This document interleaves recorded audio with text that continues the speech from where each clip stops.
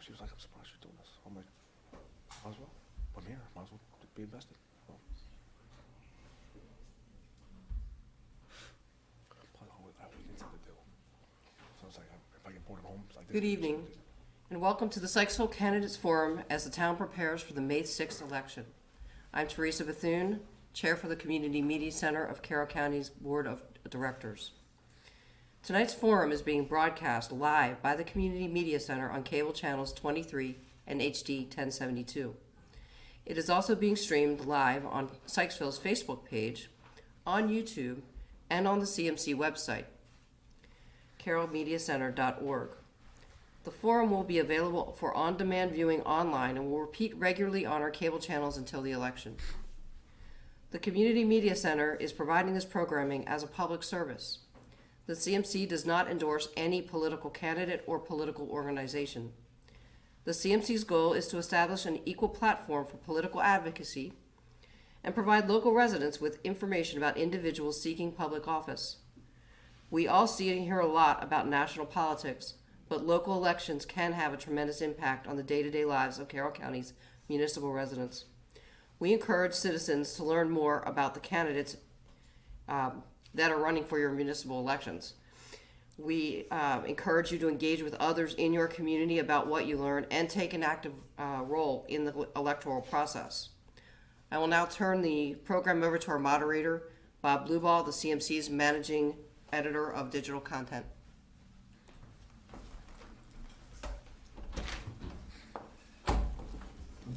Thanks, Teresa. Thanks to all the candidates for attending today. We appreciate it. We think this is a great, important service, and we're very pleased to be able to live stream and broadcast this event to everyone. We want to thank the town of Sykesville for allowing us to host it here at Town House. Thank you to the Sykesville residents who sent in questions. We got an abundance of questions. We'll never get to all of them today, but we do appreciate all the questions that we received. And of course, for everybody who's watching at home and for everybody who turned out today, thank you very much. You've taken a part in the political process, and we really appreciate it. We'll actually be conducting two forums tonight for the residents of the town to ask questions of the candidates running for the mayor position and the 3 council member positions. All positions have 4-year terms, and as a reminder, the election will be held on Tuesday, May 6th, starting at 8 a.m., and the polls will close at 8 p.m. First up, we're pleased to have all 5 candidates who are running for the 3 seats on the nonpartisan Sykesville Town Council. They are Mark Carbone, Elizabeth Guroff, Greg Hilliard, Leo Keenan, and Alexandra Reese. Thank you all for coming out again and helping to let the citizens of Sykesville get to know a little bit more about you. So now let's get to the rules for tonight's forum. We're going to go in alphabetical order, and each candidate will have 2 minutes for an opening statement. That'll be followed by a question and answer session. We have a lot to get to tonight, so council candidates will only have 60 seconds to respond for each question. Everyone will answer identical questions. We won't have any rebuttal, and there won't be any debate. At the conclusion of the Q&A period, each candidate will have 2 minutes for a closing statement, too. So 2 in the beginning, 2 in the end, and 1 for any questions. All responses will be timed, and a special thanks to our timer, Town Clerk Carrie Kavalowski. An alarm, so you'll be able to see, hopefully you can see as your time is running out, and we won't begin with any audible recognition that time has run out, so we'll see how that goes. And then if we do have to start sounding an alarm at the end of that minute, we'll do so. I'll, of course, let you know the time has run out, and just hopefully if everybody can just be respectful and kind of wrap up their thoughts as it's ending, that would be great. We got a lot to get to tonight, and I know everybody's looking forward to that, so I'll get to it. Let's get started. Our candidates may now introduce themselves and present a 2-minute opening statement. So we'll start with Mr. Carbone. Good evening, everyone. Mark Carbone. So I'm a husband, a father, a union electrician, and a Sykesville resident. So as a father, my family's safety most important. So support the cops, sheriffs, make sure they have the best training, best equipment. So father, I care about the schools. So I'm endorsed by the Board of Education, Republican Party. So I'm in constant communication with those individuals. So also electrician. So as an electrician, I'm a foreman, so I monitor, oversee multi-million-dollar contracts. So with that experience, I want to bring to the table how to monitor the budget here at Sykesville. So I think it could be budgeted a little bit better. And as a Sykesville resident, I care about the town. There's some things going on that I'd like to correct, and then hopefully, with everyone's support, I can get that done. So that's it. Thank you. Ms. Guroff. Good evening. I'm Elizabeth Guroff, and I'm running for re-election to the Sykesville Town Council.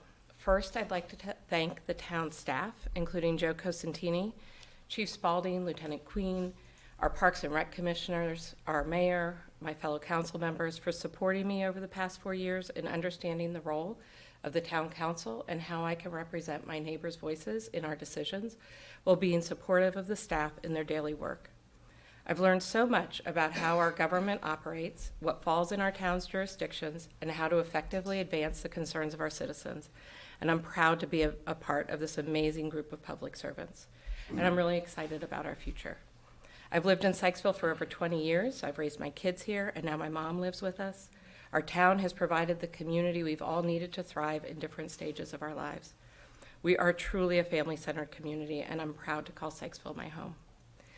After 4 years on the council and witnessing the lack of partnership and progress at Warfield, I remain committed to our residents' vision for that neighborhood, which is a mixed-use development with thriving businesses, restored historic buildings, and green space. I still believe the developers should honor their contract and our vision for our town. I'm proud to stand united with the mayor and my fellow council members in holding the developers accountable. Has it been what I have hoped for? No. But I do know that what we're doing is the right thing for our town and for our citizens. I do not believe that the developers should try to bully anyone in our town or our residents or try and pit any of our neighbors against each other just for their own financial gain. That behavior definitely does not represent what we all love about our town. I am also very proud of the work that I've done as a councilwoman to lower our taxes, support our small businesses, and use our ARPA funds to improve Main Street. We've worked together, united with our citizens, and we've accomplished a lot. And I look forward to the next 4 years and what more we can do for Sykesville. Thank you. Thank you. Mr. Hilliard.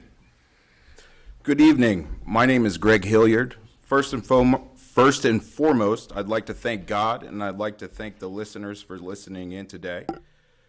I am a local kid, Sykesville kid. I grew up and I've been raised here for 25 years.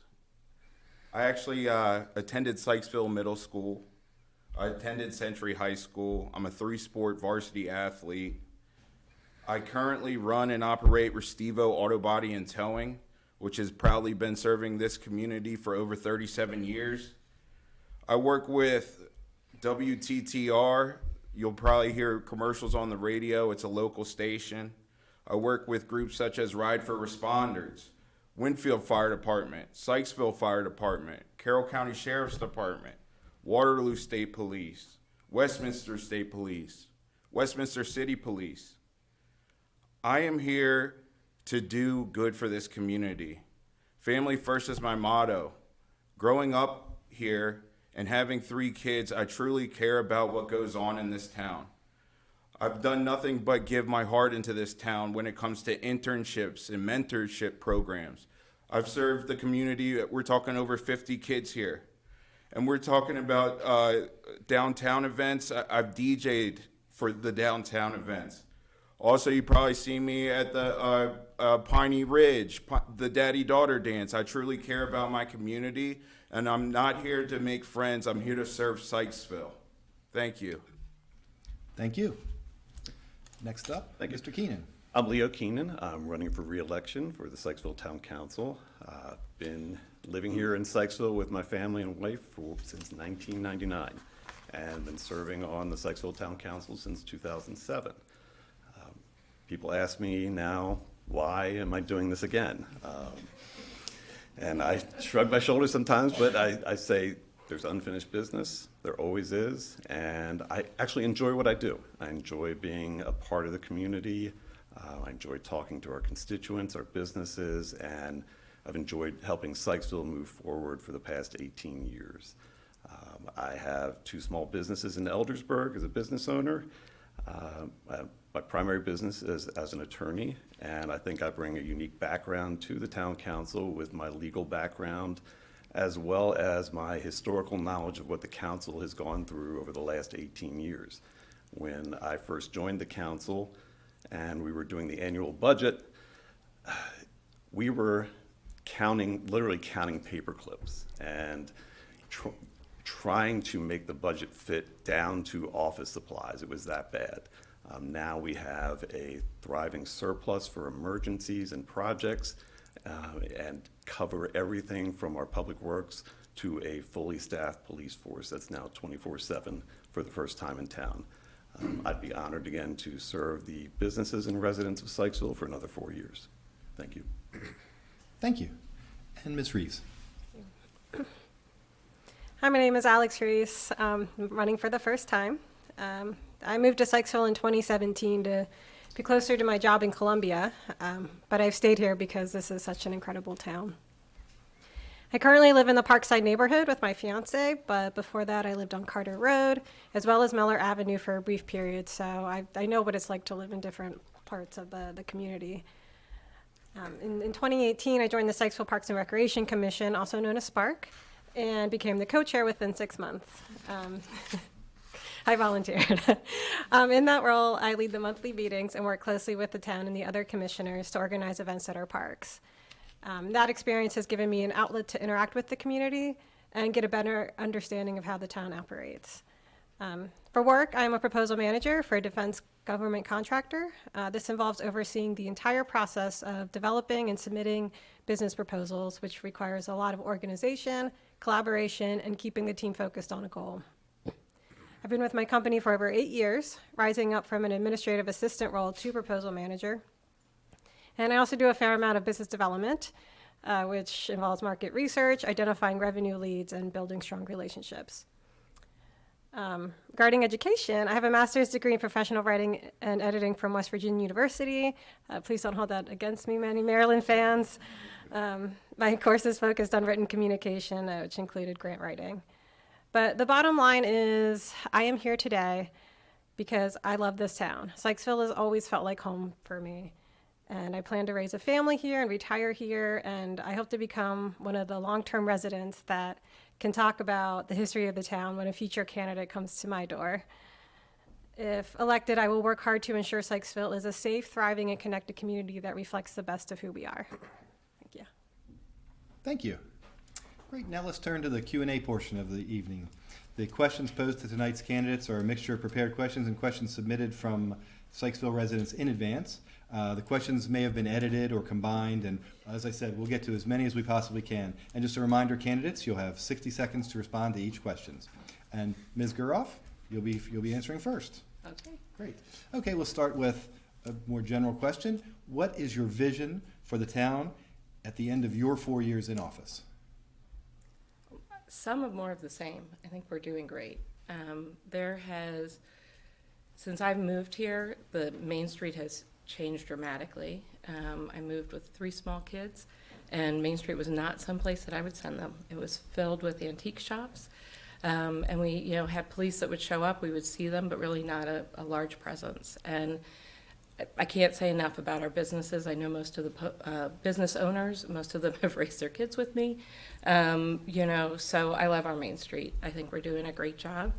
I think, ideally in 4 years, we will have developments really in the buildings in Warfield would be my goal and my hope. I think that's our biggest struggle. So that's what I'd like to see in the next 4 years. Thank you. Mr. Hilliard.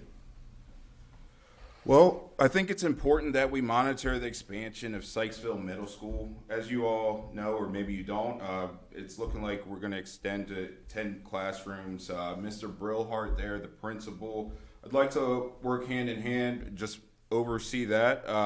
It's looking like it's going to be a 2026 start, and in my term, I would like to have that project complete. Most importantly, I would love to get this lawsuit behind us. Here in town, we're faced with a $20 million lawsuit, and this can be detrimental to the town.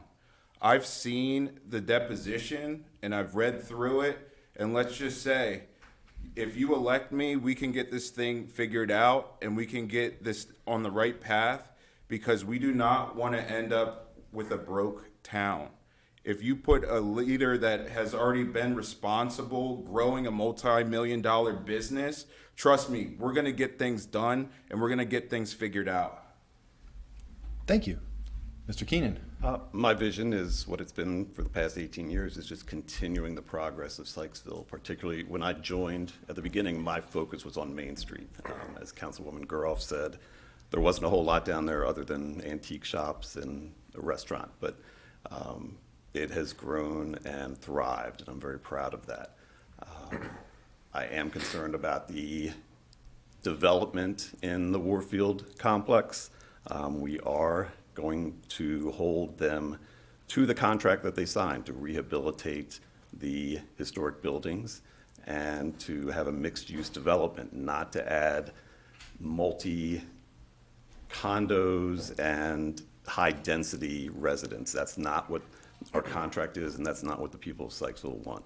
And just to touch on something Mr. Hilliard said, we have zero control over what goes on at Sykesville Middle School. We have no control over that. That's for the Board of Ed and for the county. Thank you. Thank you. Ms. Reese?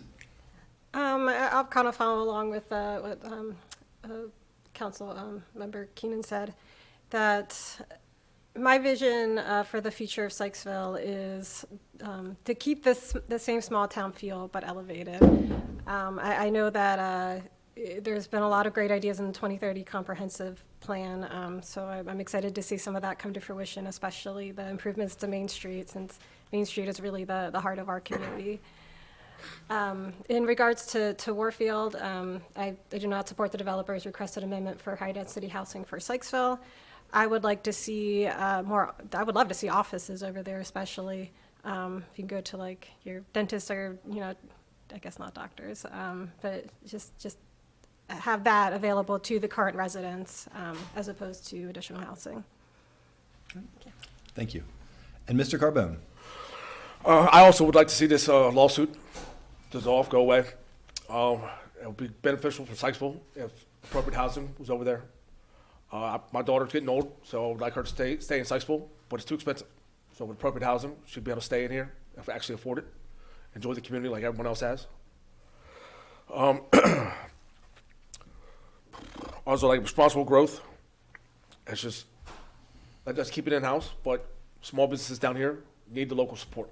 So why not expand our town and have more support for our local businesses? Thank you. All right. And we will definitely be talking about Warfield more throughout the night. So don't worry. Next question will be answered first by Mr. Hilliard. So if you could tell us why you would like to be a council member, and a little bit more specific this time, what are 2 or 3 biggest goals of yours if elected? Well, I want to be a council member so that I can be involved in the community. I have dreams and I have goals, and when you talk about growth and development within a town, you should think of me as a candidate, considering that I've been here for 25 years. Sitting up here at the age of 35, that makes me one of the youngest members of the council in the history of town council and mayor. So when you think about what I want to iterate is, if I were to get in here, I would be the 3rd African American that would be elected by this town council. That would be very important for me to sit on that seat. Growing up biracial in this town, I've seen a lot of things, and I see how we can grow as a community and be all together. Thank you. Thank you. Mr. Keenan? Could you repeat the question? I apologize. Oh, sure, no problem. So tell us why you would like to be on the council again, and what are the 2 or 3 biggest goals you have if you're elected this time? I want to be on the council again because I enjoy working with the residents and the businesses. My 2 or 3 goals: continuing the progress and success of Main Street is number 1. Expanding the parking area near the Sykesville train station. We're actively working towards finding ways to increase the parking And my third goal is, as I stated earlier, to keep Warfield to their contract to rehabilitate the historic buildings there and set up mixed-use development, not simply entirely residential. Thank you. Thank you. Ms. Reese? I'm running for town council because I love this town. I've been involved in as a co-chair for Sykesville Parks and Recreation for 7 years, and I just want to give back to the town even more. My key focus areas for this campaign are safety, safety of all residents, as well as responsible future growth that is focused on what's best for the current residents and not what's best for an outside entity. And a lively Main Street, that's the heart of our community, as well as improvement to outdoor spaces, including our parks and our recreational spaces. And another big thing that I know that this is part of the 2030 comprehensive plan, but I would love to see more walkability and connectivity between the neighborhoods and the Main Street. Thank you. Thank you. Mr. Carbone? To expand more, like I said, I'm a union electrician, foreman, monitor jobs, completion dates, so I can bring to the table, know what construction's like, know how much it should cost, time, duration. Let's not have 5 projects back to back to back. Let's have all the projects done in one time, so we don't have to keep on digging up the roads, keep on having construction. Like, it's never ending down here. It's a headache. We have a beautiful town. Let's get all the projects planned, completed, and not ongoing. So I definitely have experience with that concept, so I definitely think it can be improved. Thank you. And Ms. Garoff? So I'm running again because I've enjoyed being part of the town more actively. I am now completely an empty nester.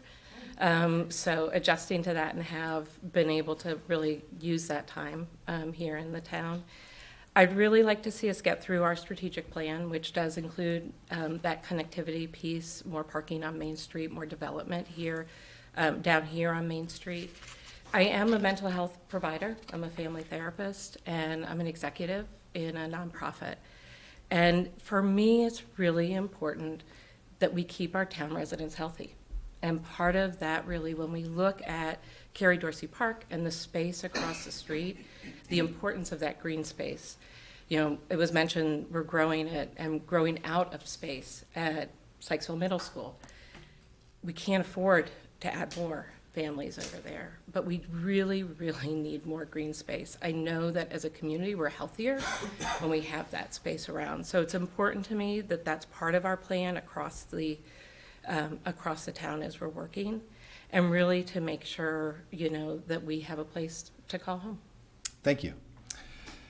And the next question will be directed to Mr. Keenan first. Okay.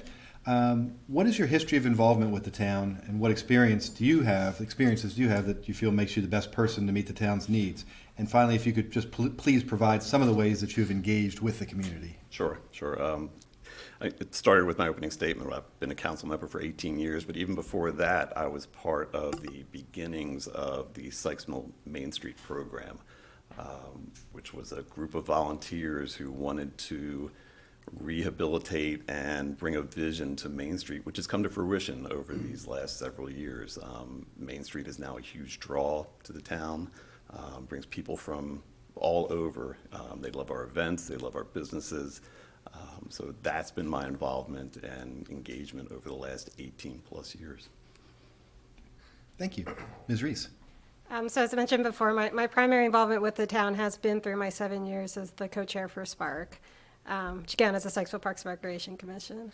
So as a Spark co-chair, like I said, I lead the monthly commission meetings and work closely with the town staff. We organize events like the Easter egg hunt at Cooper Park, which is tomorrow, by the way, Sykesville Cinema, concerts in the park, and the Sykesville Skate Jam.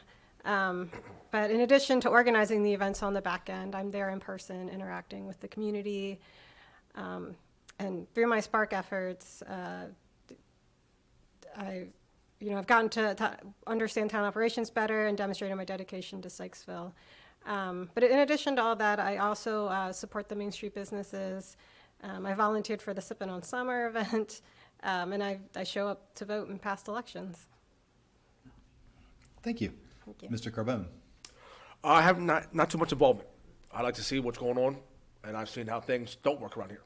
So now that I know what doesn't work, I like to bring to the table what can work. It's just the mindset of the individuals that are sort of in charge. It's going down a path that I don't want to be a part of. It's just, like I said, the construction, it's not organized. It's just communication with the whole lawsuit.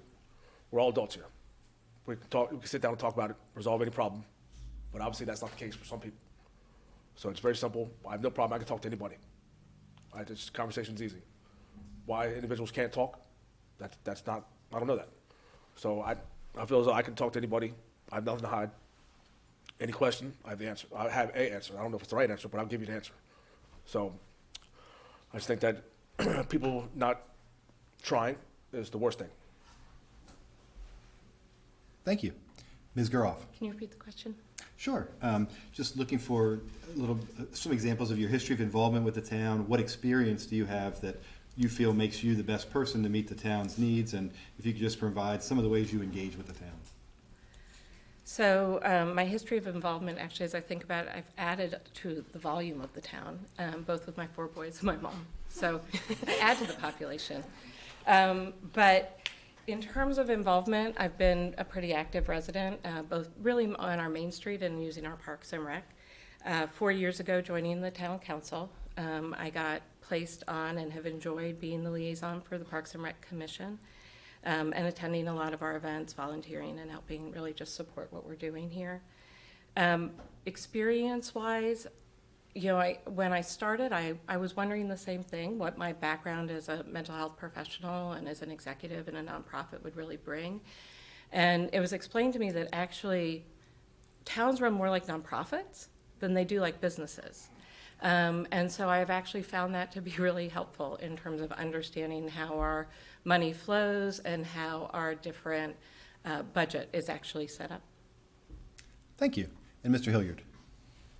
Well, in terms of infrastructure, I've been towing on these roads for over a decade. My involvement with all the police departments, I've been on all these roads and I've seen what needs fixed. And if I get in office, I can help fix that. In terms of involvement within the schools, when I was at Century High School, I actually was an intern for Randy Pence. Now I'm working side by side with George Wonder, who was also my former basketball coach, as he runs the program at Century High School. In attendance here, I have Karen Wright, who is also a member of the school and who helped raise me here. Same with Greg Restivo. And now, council members have sat on here for 18 years. I think it's time to be out with the old and in with the new. Thank you. Thank you.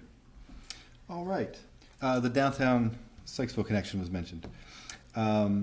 So the DSC has supported local businesses, enriched the lives of residents, and earned Sykesville national recognition and awards. How do you plan to support and strengthen the Main Street program moving forward to ensure it continues to serve our community? And this time we're going to start with Ms. Reese. Okay. So I fully believe the Downtown Sykesville Connection is an invaluable resource for the town. I've gotten to know Julie, through different events, like she's connected with us with Spark before. And one of my priorities is a lively Main Street. I believe a town's Main Street is a hub of activity where local businesses can flourish, friends and families gather, and community engagement thrives. So I will always look for initiatives and opportunities to encourage local entrepreneurs, attract visitors to our Main Street, and preserve the unique charm of our Main Street. Thank you. Mr. Carbone. The online is a way for people to actually voice their opinion. Trying to come up here and voice your opinion during the meetings, you're very easily shushed or change the topic. So online community is a better way to be able to get your voice heard. So we'll just get the lawsuit out the way. That's just what our town be like if we lose the lawsuit. So goodbye downtown. So why not support it? Bring more local people here, more local businesses to let Sykesville thrive. All of our local businesses down here can do better. Thank you. Ms. Guroff. So I'm not sure about the timing, but I think right before I joined 4 years ago, Downtown Sykesville Connection was actually part of the government. And right before that, it became its own nonprofit. So I've enjoyed actually watching the nonprofit thrive here on Main Street, the increase of the events. Julie's been really responsive for me in terms of working around increasing family events. So we had talked about bringing back the Fall Festival, and partnered with Julie, and she was able to actually take that on. So it wasn't sitting on the Parks and Rec. So we increased really the activities that they were doing without really taxing on the town staff to do those. So I've enjoyed watching them grow, and hope to continue to be able to attend the events and enjoy the Main Street. Thank you. Mr. Hilliard. In terms of the downtown Sykesville connection, there's pros and cons. They've done a lot of great things downtown Main Street. I've actually worked with the downtown Sykesville connection. You've probably seen me DJing the events, whether it's the beer festival, whether it's the wine festival. I've been there. Now, in terms of cons, I would say with censorship and anytime you have an idea or anytime you have a view that may be different than someone else's, it's okay to express that. But when you're silenced or when you're quieted down or attacked when it comes to a Warfield project, when there's a $20 million lawsuit, you would want to have it resolved as a town member. That's common sense. And I hope with the leadership, hopefully Rob Whitaker's leadership, we can get this thing resolved. Thank you. Thank you. Mr. Keenan. Thank you. There must be some confusion about the downtown Sykesville connection because it has nothing to do with Warfield. But I've been a part of the downtown Sykesville connection and a supporter of it for years. I'm actually the liaison to it with the town right now. I volunteer at as many of the events as I can. I'm there at 8 in the morning at the Art and Wine Festival, setting up, being there, helping, doing what I can, and usually there the entire day. I think the downtown Sykesville has been incredibly important for the rehabilitation of Main Street and connecting with the businesses and the business owners. Without the original Main Street program, which has become the downtown Sykesville connection, I don't think we'd have the Main Street that we have today. Thank you. I think we're finished with the first round, so this will be back to Mr. Carbone. So to start with, what is each candidate's plan to prevent the overdevelopment of Sykesville and preserve its small town charm? Well, there's nothing wrong with growth. Like adding more people over there, adequate housing, responsible growth, more opportunity for our kids, our neighbors, people to come up here and join our community. There's nothing wrong with that. So with more support, okay, it grows a little bit. Just still supporting more people to support our local town is nothing but good. So why not? Thank you. Ms. Garoff? So I actually feel differently. I'd like to see it stay green, and I'd like to see businesses over there. I think that we have enough growth in terms of housing. What we have to remember is that we're just a little small postage stamp in the South Carroll area. And if people have been really listening to kind of the whole 21784 area, there's a lot of concern about our schools, about too many houses coming in here. We've run out of room, as you pointed out, in Sykesville Middle School. And unfortunately, we're already up to 3 high schools. We're talking about a 4th. So I think across the South Carroll, we're really worried about kind of too much growth. And I think a lot of people, I know even for myself, moved out here to have more space and not kind of grow on top of each other. So I think we need to make sure that Warfield stays within the concept that the contract was signed for. Thank you. Mr. Hilliard? In terms of growth and development, we all need to stop and we all need to think. In terms of who would qualify for affordable housing programs, that's 1/3 of the town's residents. Growing up here, I know what the prices of houses are, okay? Obrick Road, when we first moved into Obrick Road, you're talking about a $300,000 property. Now I'm buying a townhouse for over $600,000, okay? No one my age and younger can afford to move unless you're in a really good situation. So we need to open it up so that people can have housing. We can set parameters. Therefore, it will grow Sykesville the right way, and we can get people in houses that really need it. I mean, you're talking about firefighters, you're talking about police officers, you're talking about hospital workers. We really need to get these people housing. Thank you. Thank you. And Mr. Keenan. Thank you. I agree with Councilwoman Guroff as well. The studies that have been done by the county and the state have shown that we are already overdeveloped. The schools are at a maximum, and beyond, the roads, the traffic, any additional residential growth in this area cannot support traffic, schools. It just can't be done. So we have to limit what we can at this point within our tax district. And again, I am insistent on holding Warfield to the contract that they signed when they agreed to rehabilitate the historic buildings in the Warfield area. Thank you. Thank you. Ms. Rees? So one of my priorities is responsible future growth. So this includes Warfield, but also any other development that happens in the future within Sykesville. So as I've been going door to door canvassing, I've been asking residents, why they choose to live in Sykesville, and the number one answer is always a small town feel. So some growth is always inevitable, but I believe all growth decisions should be well planned. It should not happen at a pace that puts a strain on our current resources like schools, police, and roads. But most importantly, growth decisions should represent what's best for the current residents, and like I said earlier, not what's best for an outside entity. Regarding Warfield, I support the original plan that was presented and signed into contract, and I do not support the developer's requested amendment for high-density housing. Thank you. Thank you. Okay, next question. Concerns have been raised by citizens during this campaign that there's outside influence and professional political organizations are involved with this municipal election.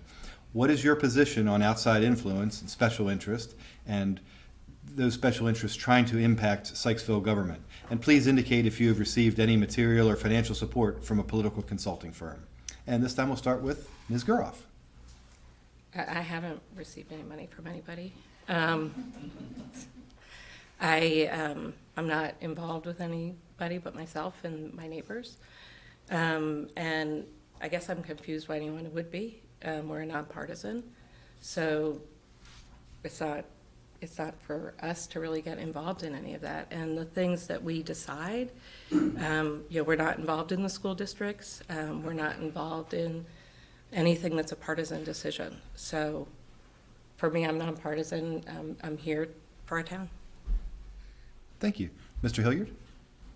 I'm a business owner, so I'm self-funded. I do not need any outside help or resources. I've been in this town and community for 25 years. All I have to do is knock on a couple of doors. If people want to go out there and knock on doors that are family, friends, that's all that I can bring to the table in terms of like outside sourcing. I have no idea where that came up with. There's a lot of chitter chatter online about the Warfield company funding campaigns. I just can't believe any of that. Those are absolutely false rumors and false claims. And also, when it comes to knocking on doors, that's what I do. Everyone in town knows who I am because I've been here for so long. I don't need any help. Thank you. Thank you. Mr. Keenan? Thank you. No, I'm by myself. No outside funding, no outside contacts. I have not heard of Warfield funding any candidates, but I do know that Warfield is working directly with candidates, and Mr. Hilliard actually acknowledged that tonight by saying he has deposition transcripts from the ongoing litigation that we have that he could only have gotten from the members of Warfield. So there are contacts going on there and an outside influence. I did meet with them. And so yeah, there's anybody that is interested in running for office should meet with them. Okay. It's family friends, right? As interesting candidates. Okay. Thank you. You want to know the finish up? facts. You want to finish up, Mr. Keenan? And you're more than happy to. You can certainly come back at the end. With actually, what I don't think. I think Mr. Hilliard made my case for me. Thank you. And Ms. Rees? I have not had any outside influence in my decision to run. I actually decided to run. I think I knew for a few years that I was going to run for town council, but I decided more seriously about a year ago. And so to prepare, I've been attending just about every town council meeting for the past year, which is something I don't think I know, because I've been there, that none of the other non-incumbents can say. So I'm doing this because I love Sykesville. Simple as that. Thank you. And Mr. Carbone? No way, shape, or form have I accepted any money. I'm not about that. I don't need their money. I'm too hard of a worker, union pride. I support local. So with the expansion of Sykesville, we have more people to support our own people. We can grow together. There's nothing wrong with responsible growth. Housing that's affordable for our kids to still enjoy the neighborhood. I don't want them to move far away because I won't be able to see them. They can move close, experience life, be close enough so they can still have a relationship with their father, their friends. Like, there's nothing bad about that. Thank you. Appreciate it. Okay, the next question. And we'll start with Mr. Hilliard this time, and we'll get a couple questions in on Warfield here, a little more specifics. So, for all of you, what is your understanding of the text amendment that the Warfield developers requested to the planned employment center zoning? Well, I understand with the Warfield text amendment that current administration never reviewed any documents, and this is in the deposition. We need to get on this and we need to get this problem solved. And the problem here is we cannot solve an issue if people are already violating the rules, right? So there is no case anymore. We need to come together and try to figure things out before our town end up broke. Thank you. Thank you. Mr. Keenan? Thank you. The text amendment submitted by Warfield is to now have high-density housing in the Warfield area, which is completely against the contract that was originally signed with them and their original proposal that we all agreed to. Their original proposal was for mixed-use development with a business complex and limited housing. They trotted out Jonathan Herman as their historical designee to help them with their rehabilitation of the historic buildings. And as soon as an agreement was signed, they cut him loose because they didn't need him anymore, because they had no intention of rehabilitating the historic buildings that are there. That's So what you was signed the agreed deal? to. Please don't. Sorry. Please don't. Sorry. Last one. So with the few seconds I have left. You can have- No, that's fine. It's fine. I'm just going back to Warfield had an agreement with us that they no longer want to follow. Thank you. Thank you. Ms. Reese? I mean, I think Council Member Keenan pretty much summed it up, but to add to it, I know that they are wanting to increase the housing density from 2.5 houses per acre to 6 houses per acre. And again, I don't support their decision for the high-density housing. Thank you. Mr. Carbone? I'm not too knowledgeable. I have other stuff going on. I'm not a part of that business. So I do know that adults can talk it out. If two people don't agree on something, why can't they communicate to work it out? And so I just know that that's not happening. Like, if the current people that aren't going to build up over there, if it's not them, then who? We can't have individual people or entities buying up those properties slowly but surely. They're gonna decimate. So we need a large person, a game player, a game changer, to take it all on. If not, individual people or institutions can't afford to do that. It's gonna take too long. It's gonna be too much of a hindrance and a headache for us as locals. Thank you. Ms. Garoff? So my understanding of the text, or of the amendment that was requested, was to change the zoning for 2 parcels, for 2 areas. One where the Warfield developers are, and then the hill, if people know as you're looking to the left, to increase the housing in all of those. So to change the text in the zoning that Warfield and the town agreed on prior to the signing of the original contract. Warfield came to the town and asked us to change the zoning to increase the volume of houses in both of those land masses. And it was reviewed by everybody that was involved. We were shown plans about the beautiful townhouses that they wanted to put on the green space over. And then it would also have allowed that same amount of housing on the hill behind or next to the Warfield, the townhouses over there. Thank you. Another question about Warfield, not so much about the lawsuit, but more, what is your vision for Warfield, and what do you believe the appropriate balance of mixed use is for the property? And this time we'll start with Mr. Keenan. Thank you. My vision for Warfield has been what it's been from the beginning, the rehabilitation of the historic buildings. I think the main building out there could be an incredible hotel with ballroom and restaurants. They're amazing buildings over there, and they have a lot of potential, and that's what the Warfield Group agreed to do when they originally signed a contract with us. It's my understanding that even people who were buying Parkside were told by the builder there won't be any more residential development there. This is it. But now they want to change that. My vision is continued for mixed-use development, maybe some more limited residential if possible, but I want to follow the plan that was agreed to from the very beginning. Thank you. Ms. Reese? I agree. But I support the town's effort to reclaim the historic buildings, and I would love to see them, as I said earlier, be offices. Some are retail, but especially offices. It's just something that will support the current residents instead of worrying about getting more future residents in. Yeah. Thank you. Mr. Carbone?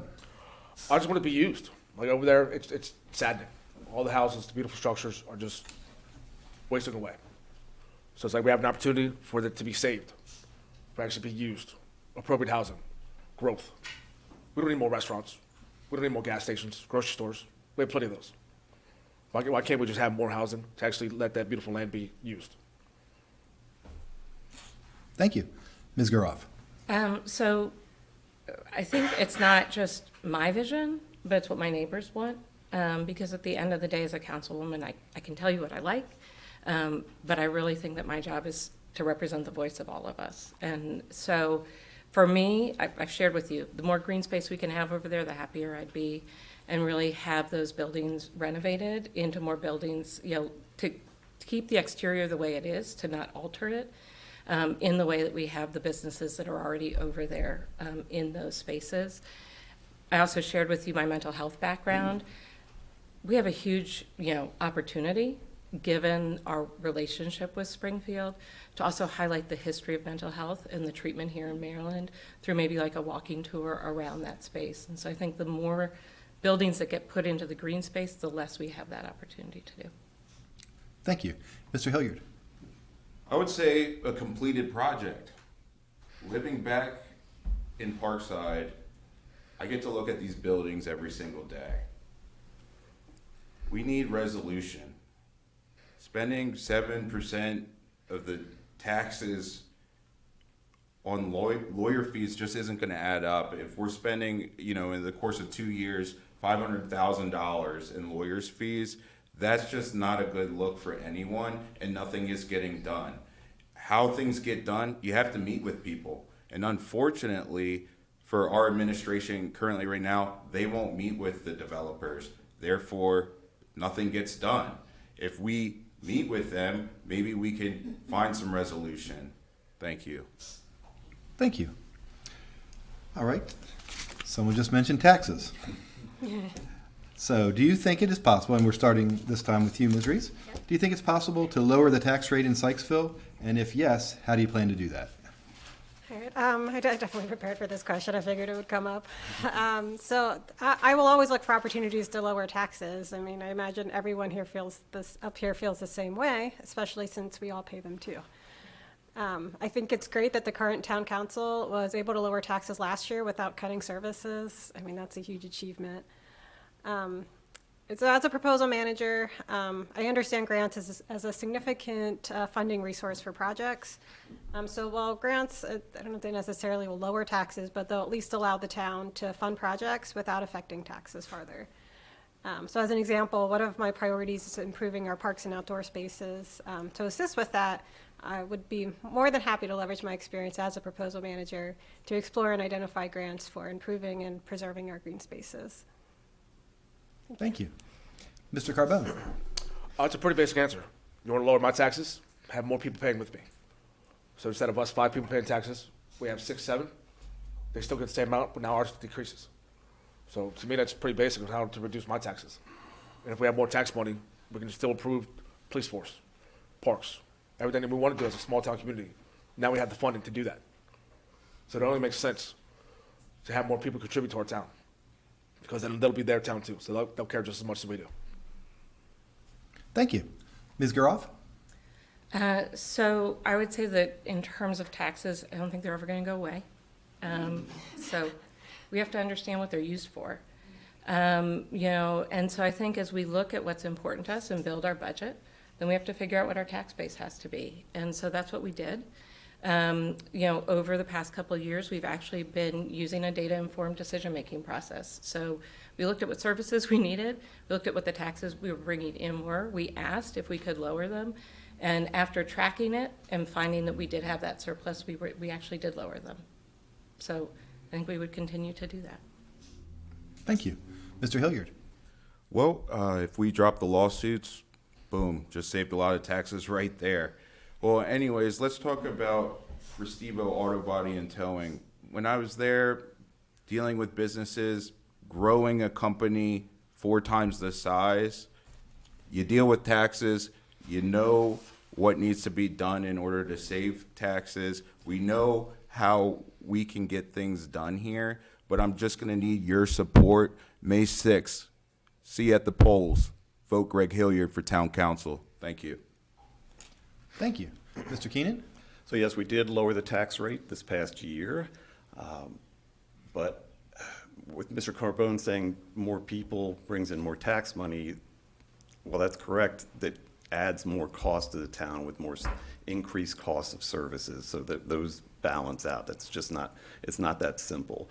My biggest concern, honestly, going forward is the possible oncoming recession, which is going to cause the federal and state level grants to dry up that we do rely on for some of our projects and some of our parks.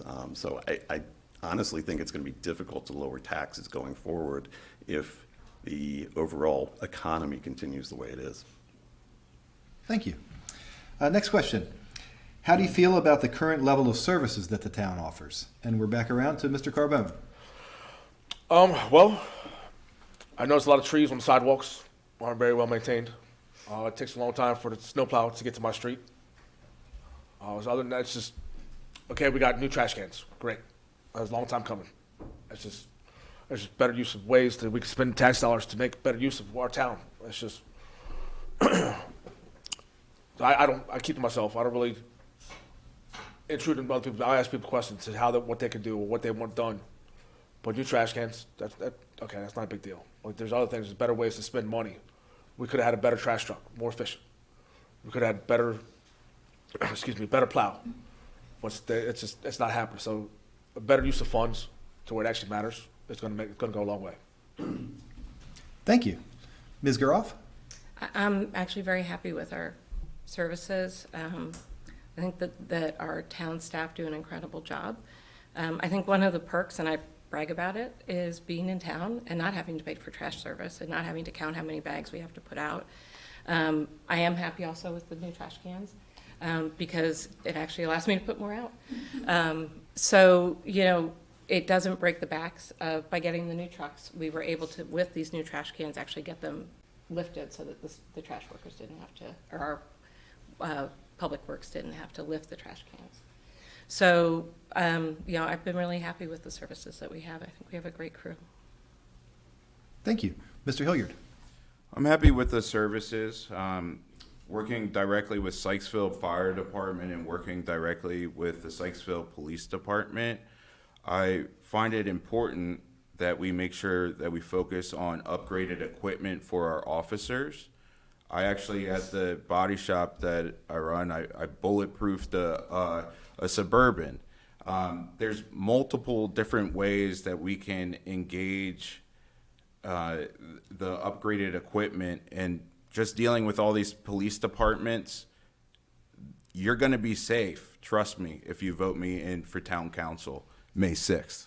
Thank you. Thank you.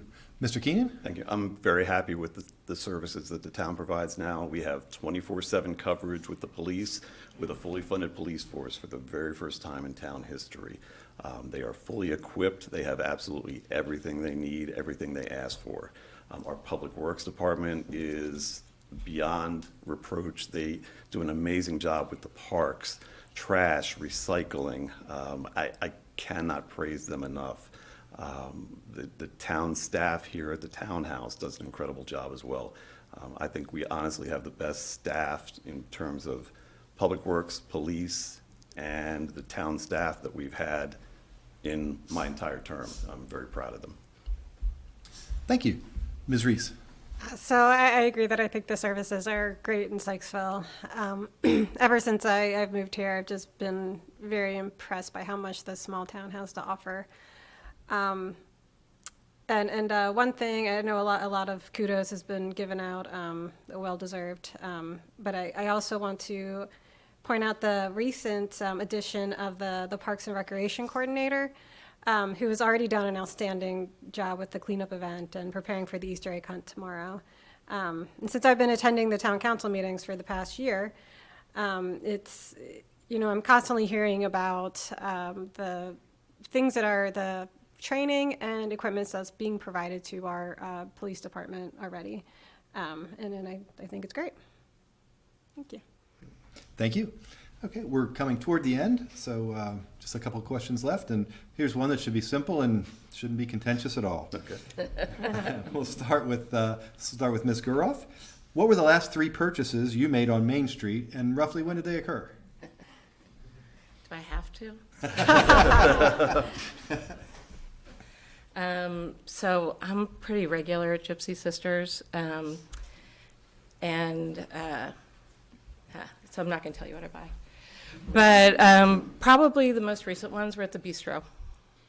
And what did I get? Probably the prime rib. With a baked potato and a lemon drop.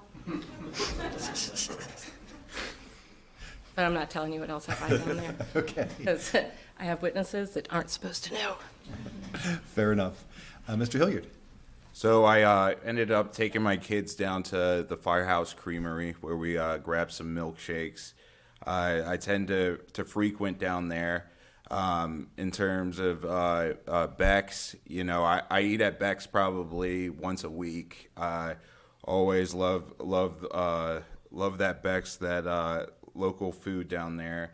And thirdly, I just met with Anthony McDonald, one of the local business owners down there. He owns a title company, so I've been dealing with him as well. I love the downtown Main Street, and I just want to see it grow, and I want to see it succeed.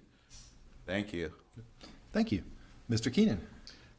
Beck's food last weekend. Buying books at the bookstore with my grandkids most recently, as well as getting some items at Unwind Candle as gifts. And in terms of service businesses, I recently referred a client that I could not handle to the Weiss Miller law firm down here on Main Street. I referred them business just the other day, as a matter of fact. Thank you. Ms. Reese. So I spent a lot of time downtown at Beck's at Locomotive. But I think the most recent trip down to Main Street was for the Harry Potter event. And so I guess my last few purchases based on that is Patapsco Distillery, some awesome cocktails. I got a very cool Harry Potter themed shirt at Charlie Joe's. And I got an outfit at Foxy Boutique. Thank you. Mr. Carbone. Just like everyone else up here, Bex. I go there with my wife and sometimes without her. So hopefully she's not watching. But between Bex and ice cream, I just love it. And I'm looking forward to the Friday nights where we have outdoor music. That's always a highlight for trying to get people up here. And then Sunday mornings, the local markets. I'm not too sure what's going to happen with this other project going on now, but I always enjoy the Sunday mornings trying to find what the local vendors have. Thank you. Okay, down to the last two questions.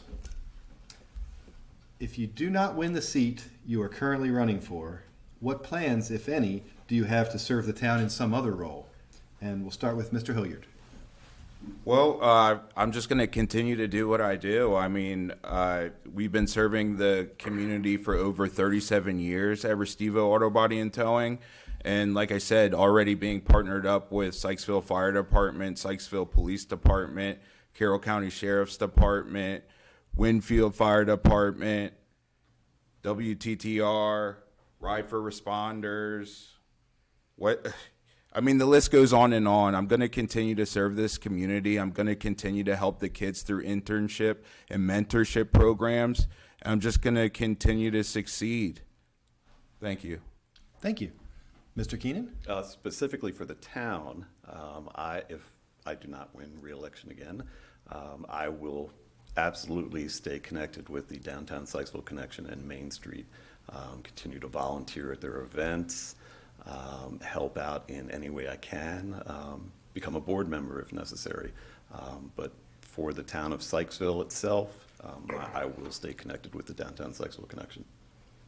Thank you. Ms. Reese? If I'm not elected to town council, I will definitely continue my service through as a co-chair for Spark. Even if I am elected, there's going to be a transition period.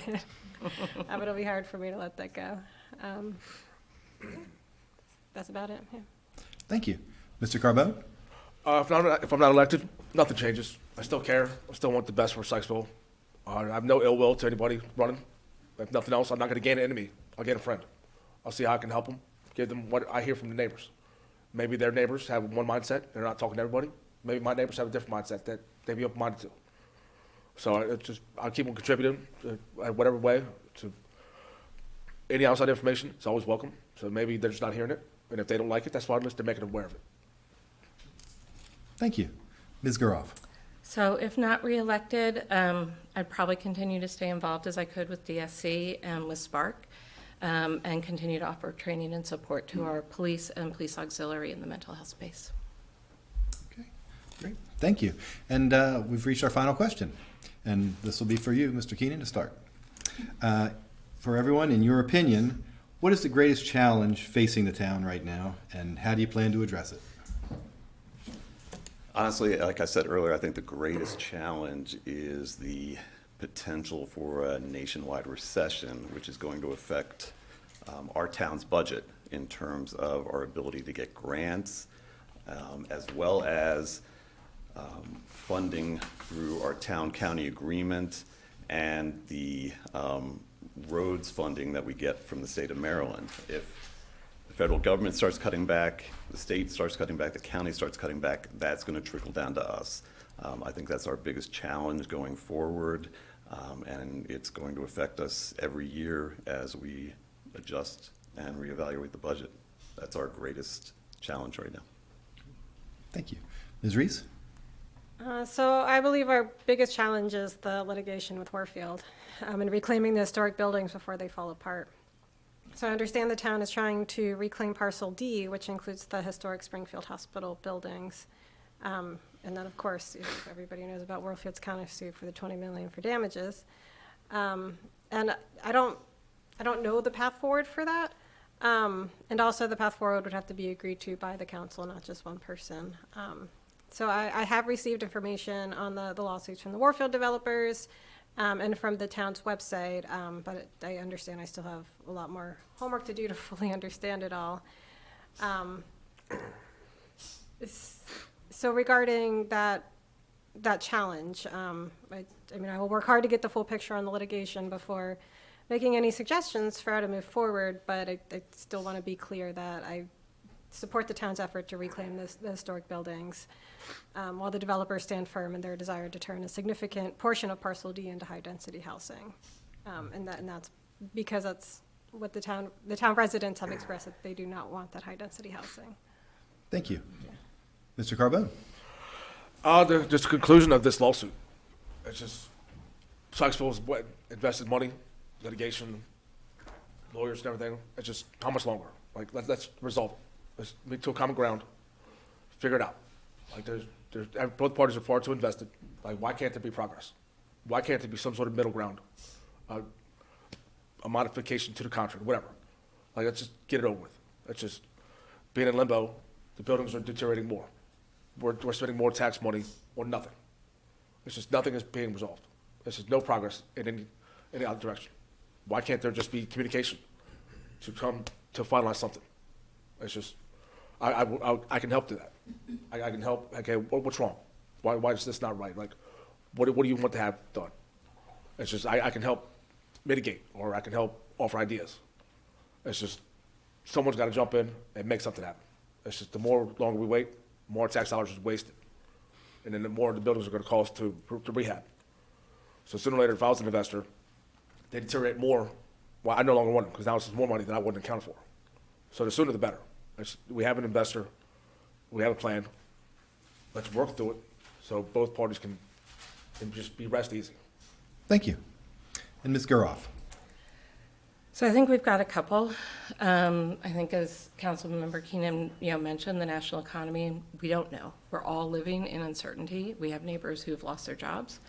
We don't know what's going to happen, and Maryland is heavily impacted by what's happening on the federal side. So I think the uncertainty is definitely something that we need to watch, but I think everybody's wondering what's going to happen.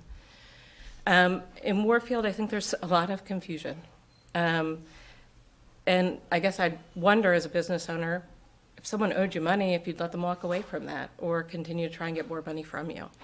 The Warfield lawsuit was a response to the fact that they owe us, as a town, they owe us over $1 million.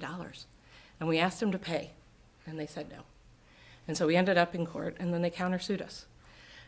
So I think, and when I was running 4 years ago, I had the investors talk to me as well. And, the side that they shared was very different than my experience as a councilwoman. We have a wide open door. They can come twice a month and talk to us, and they don't. So I think it's really important that we keep our community safe, that we watch what's going on nationally, and that hopefully we can resolve what's going on next door in the Warfield complex. Thank you. And Mr. Hilliard? I agree with Carbone. It's definitely the lawsuit. The issue is the current administration violating the Open Meeting Act is on the record. So I'm trying to resolve the issue that is being left in our hands. We need to figure out how to come to some sort of agreement, but you have to be strategic with it. You have to understand what is going on and what we can do, and we have to get the community on board by being fully transparent. If we do that, everyone would understand what we're facing, what we're up against, but together, Sykesville, we can do this. Vote Greg Hilliard, Town Council, May 6th. Thank you. And that concludes the Q&A portion of this forum. So we'll now take closing statements. Each candidate gets 2 minutes to make a summary statement. And Ms. Reese, you went last when we started, so you can go first this time. How about that? Well, first of all, thank you so much for putting this on and moderating. So I believe my 7 years of experience as the co-chair for Spark, combined with my proposal management experience and my love and dedication for this town, will make me a great candidate, a great addition to the Sykesville Town Council. My campaign is focused around safety for all residents, future growth that's in the best interest for the current residents, lively Main Street that continues to bring in revenue to our local business owners, and improve parks and outdoor spaces. And I'm committed to Sykesville. I hope I've demonstrated that I will show up. I have attended almost every town council meeting for the past year to learn as much as possible and be ready if I am fortunate enough to get elected to serve you.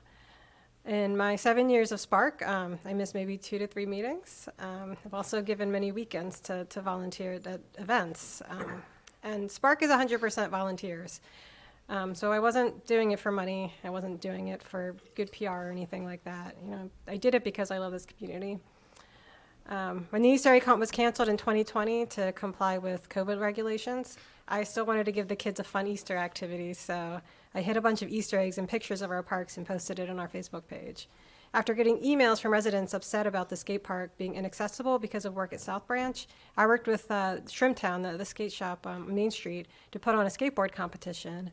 I'm committed to improving Sykesville and the life here for the residents. So I go by Alex, but my name is listed as Alexandra Reese on the ballot. I hope you come out and vote on May 6th. Thank you. Thank you. Mr. Carbone. Well, I'm drawing a mind blank, damn it. I just want, I moved up here from Howard County for school systems. The best small town in America. I haven't heard that lately. I didn't hear about the lawsuit. So it's like, I want transparency. I'd be embarrassed too if I had a lawsuit. That's why I wouldn't talk about it either. So I get that. But you're in a position, you gotta be open-minded. Transparency. You're the voice of us. And I'm not gonna make any decision. Whatever you guys want, local members, tell me, and I'll speak for you. I'm not gonna make any choice. I'm just to be y'all's voice. So I just wanna be able to bring that to the table that I have ears. I'm listening to you guys. Whatever you guys want, I'll speak for you.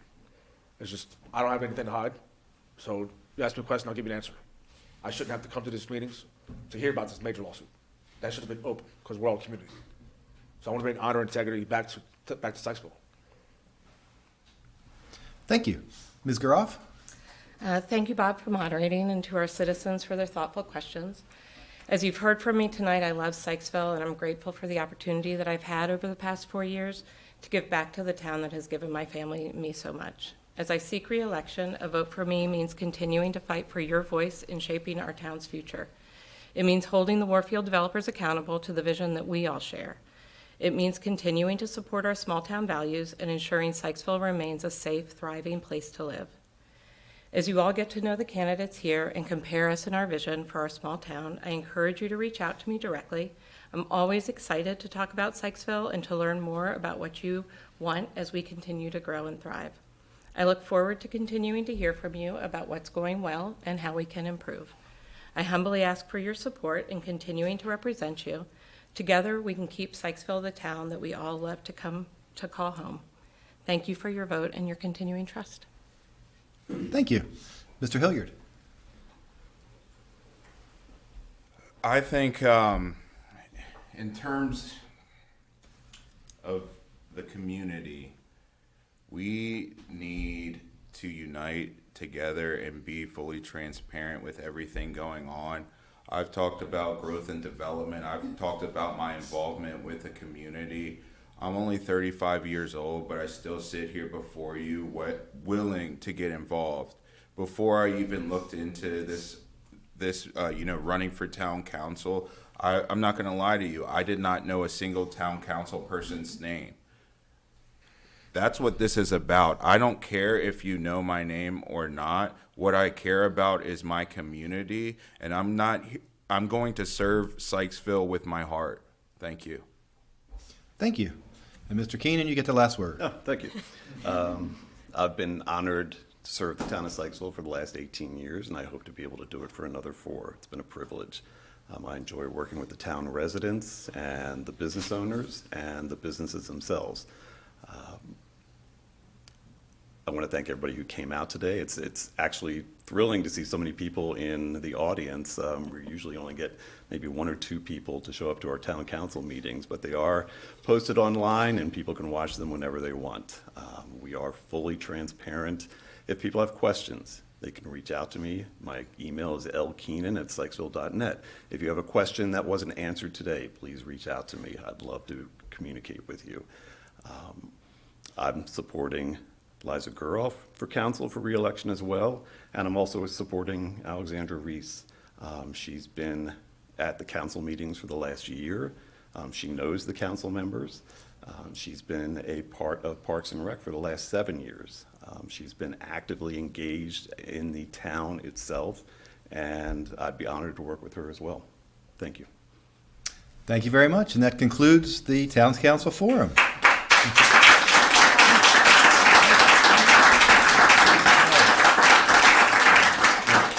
So we want to thank all the council candidates for participating. A reminder that Election Day is May 6th, and of course there are 3 seats on the line. And we're going to have a brief, maybe 5-minute intermission, and then we'll be right back with the Sykesville Mayoral Candidates Forum. So don't go away. Thank you. Thank you. Is that long enough to get a beer? Back?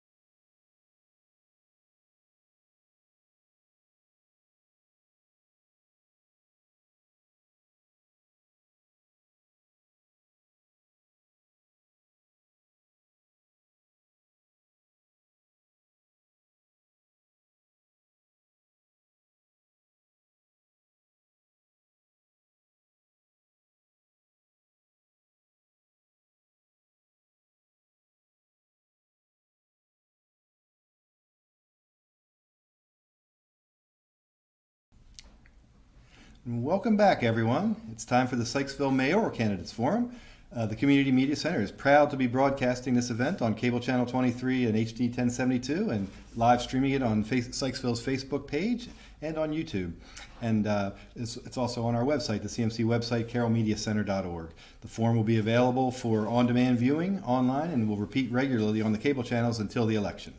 Again, we'd like to thank the town of Sykesville for allowing us to host this event here at the Town House, and we want to thank all the Sykesville residents who sent in questions, those who are watching this live at home, and those who turned out. It's a great audience tonight, so we thank you very much. We're pleased to have both candidates running for mayor. We have Mayor Stacy Link, and we have Mr. Robert Whitaker. Thank you for coming out tonight and helping to let the citizens of Sykesville get to know a little bit more about you. So now let's get to the rules for tonight. We'll go in alphabetical order, and each candidate will have 2 minutes for an opening statement. And that'll be followed by a question and answer session where each candidate will have 90 seconds to answer each question, and you guys will answer identical questions. There won't be any debate or rebuttal.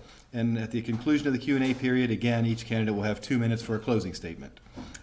All responses will be timed. You can see the time will be counting down up there for you. And at the end of the time, there will be a bell signifying it's time to stop talking. So if you could respect that, we'd appreciate it. And as I said earlier, we very much appreciate everything, and we hope that this helps the citizens learn a little bit about you. So if we're ready to go, let's get started. The candidates may now introduce themselves and present a 2-minute opening statement.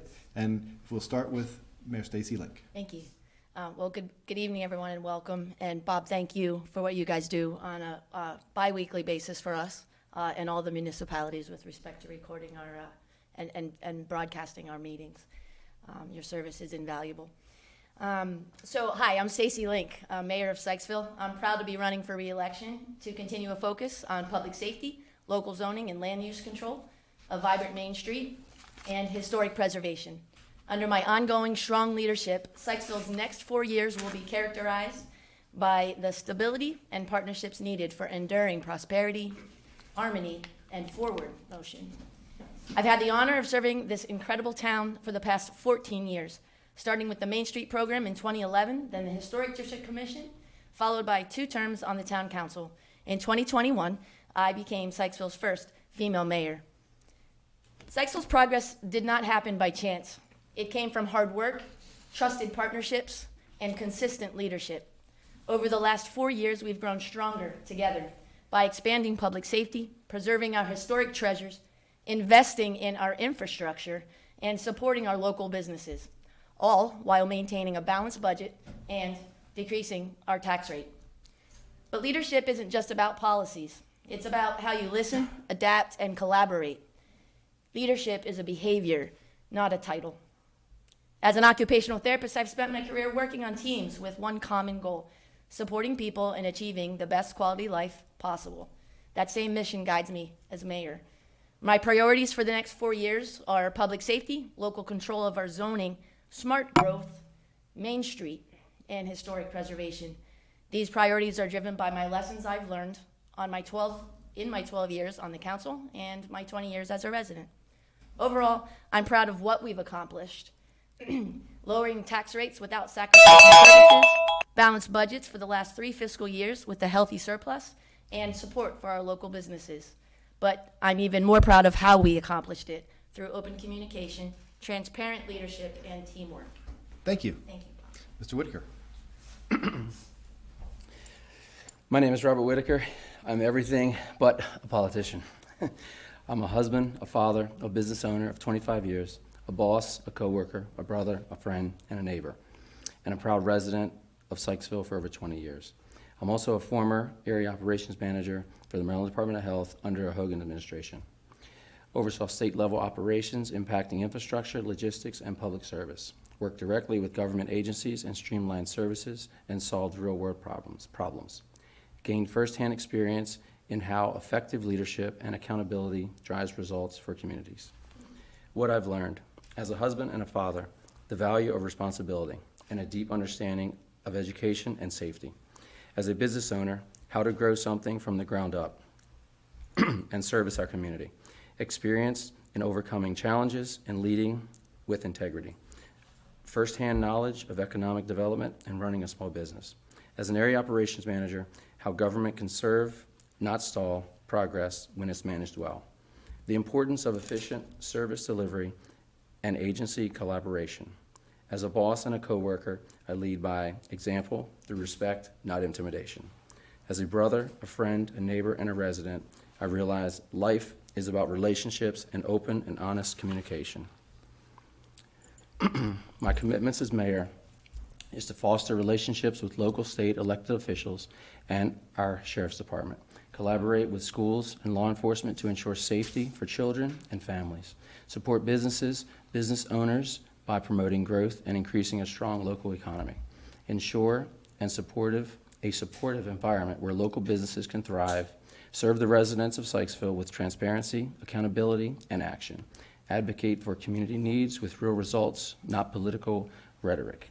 Improve town services and infrastructure, input from residents. Foster a connected town culture where every voice is heard. My guiding principles will be life, safety, and prosperity. My promise, I will lead with transparency, honesty, and integrity. I will also listen, and I will always respond. You won't have to fight to be heard. Your concerns will be my priority. All right, thank you very much. So now let's turn to the Q&A portion of the forum. Remember, you'll have 90 seconds to respond to each question. You'll both get the same questions. There won't be any rebuttal. There won't be any debate. And of course, we can shut off the mics like they do in the presidential elections, but we're gonna try not to do that. So we just ask you to try to finish up your thoughts when you hear that bell. So thanks very much to both of you in advance. And we're going to start with, actually, the candidates have asked to be referred to by their first name, so I'll try not to slip up, and I'll try to respect that. So we'll start with Rob. And so for the first question, when did you decide to run for this position, and what inspired you to do so? Well, I've been a resident for over 20 years. I guess probably 2 election cycles ago. And then it's kind of interesting because I ended up opening a business here locally, and that was good. And there's just some things going on in town that I would like to be more involved in. I've come to some council meetings years ago, and I don't know, I just felt like my voice was never really heard. I really didn't pay attention to what I had to say. So I thought, if you really want to make a difference, you have to get involved. Great. Thank you. Stacy. Thank you. Well, I guess I could answer that question in many ways. I guess it started with what brought me to town was my house. And so we can blame or give credit to my historic home for why I'm sitting here today. That brought me here, and from then I got interested in the Historic District Commission and historic preservation. So I started on the Historic District Commission and immediately realized that there was a need for a person like myself's voice at the table. So I ran for council, and fast forward 8 years, I actually believe or agree with Mr. Whitaker in the sense that sometimes people's voices are not heard. I don't claim to be on the receiving end of that, but I will say that when I was on the council, not even the council members' voices were all being heard, and most certainly our residents' voices were not being heard. And very few people came to the meetings, and very few people provided their public comments during during hearings. And we had a hard time finding individuals to commit to serving on our commissions, to provide services, volunteer services such as a crossing guard. And it has been under my leadership that our commissions are completely staffed for the first time in literally Sykesville's history, and you can fact check me on that. And so that's me in a nutshell. Thank you. Welcome. And the next question, we'll start with you. What is your vision for the town at the end of these next 4 years? Okay, so my vision for the town would include several projects that are currently underway and or have been engineered out and are part of our strategic plan that the Sykesville Town Council collaborates upon and creates on a Saturday in February, usually on the first ice storm of the year. And those projects and the completion of those projects, as some examples, would be improving our connectivity. I am currently working, the town is currently working on some possible property acquisition, and certainly the collaboration and partnerships that would be required to connect our new town to downtown with a Rails to Trails grant-funded project. And that's a huge, huge focus of mine, has been since I was on the council, and I've been addressing it since the minute I became mayor. And we're 4 years closer to it. Things do move slow, Mr. Whitaker, unfortunately. Thank you. Rob? I would have to agree with some of it. My biggest thing is I'd like to see mobility through the town more freely. I think it's a big concern. You go to a lot of other cities and small towns, and they have built in a little better infrastructure where you can move freely from neighborhood to neighborhood. Just in my travels around door knocking, I've noticed that that's been a big concern from a lot of residents, and I think that would be over the next 4 years a big concern to get fixed. Thank you. Starting with you this time, Rob. Tell us why you would like to be mayor, and what are 2 or 3 specific goals that you have, your biggest goals if elected? I like to be involved. So when I worked with the state, I was very involved, and now that I have a business in town, I'm a resident in town, now I'm a business owner in town, so I can kind of view it from a resident's point of view. I can view it from a business owner's point of view. I understand business. I've been running it for 25 years. And I would like to read the question one more time. Sorry. Sure. No, just asking why you'd like to be mayor and your 2 to 3 biggest goals. Yes.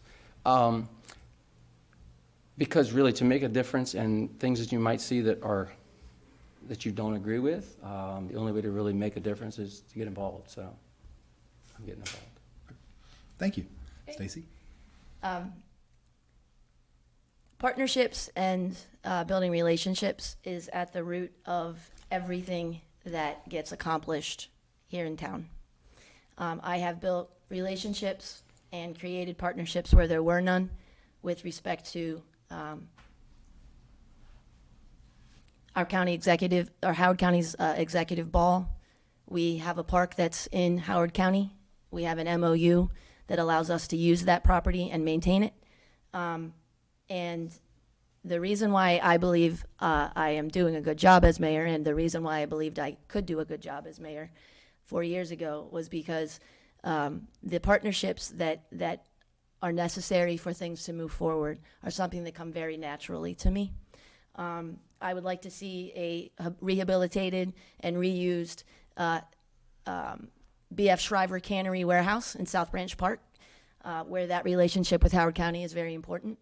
And I'd like to see the train station.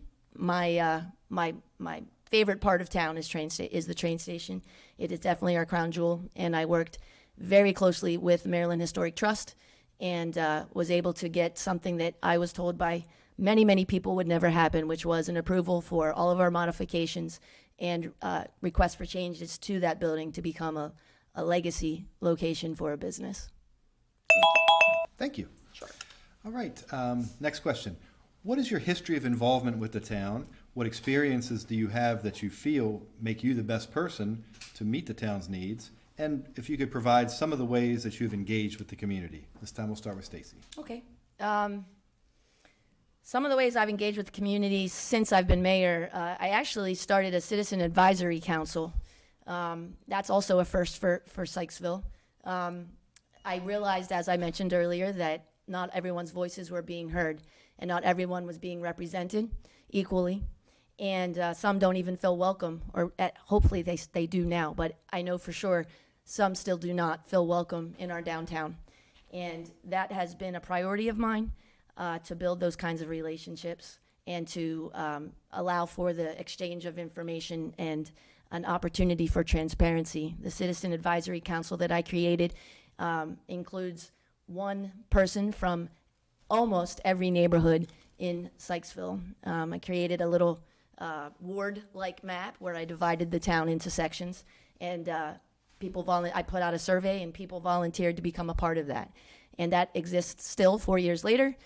We meet best we can quarterly. We've missed one in 4 years, and I believe that the conduit for communication and that two-way communication, not just me talking at people, but me listening and acting as a result. Thank you. Thank you.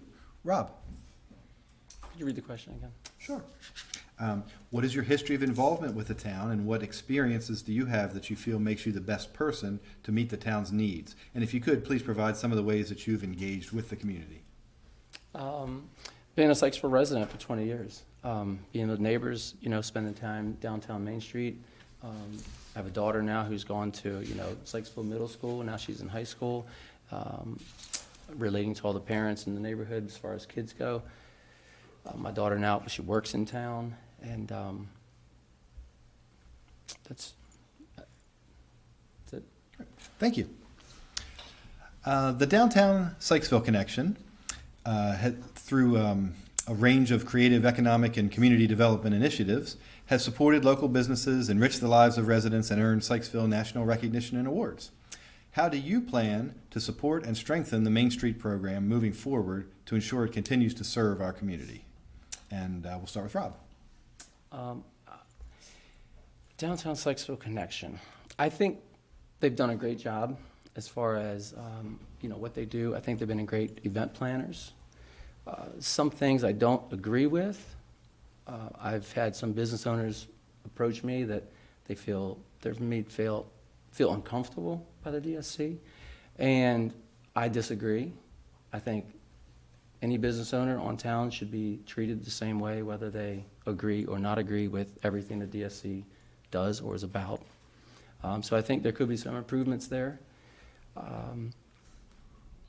And outside of that, I think that we can work together and figure out ways to improve.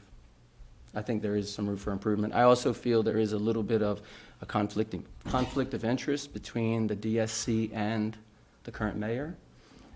I see that as a little bit of a problem, just in kind of some of the favoritism that goes towards the DSC versus maybe some of the other businesses in town or some other entities. I do think that could be improved on. I think it is a problem. Thank you. Stacy. You're going to have to repeat that question because I got lost in his answer. Sorry. So the Downtown Sykesville Connection has supported local businesses, enriched the lives of residents, and earned Sykesville national recognition and awards.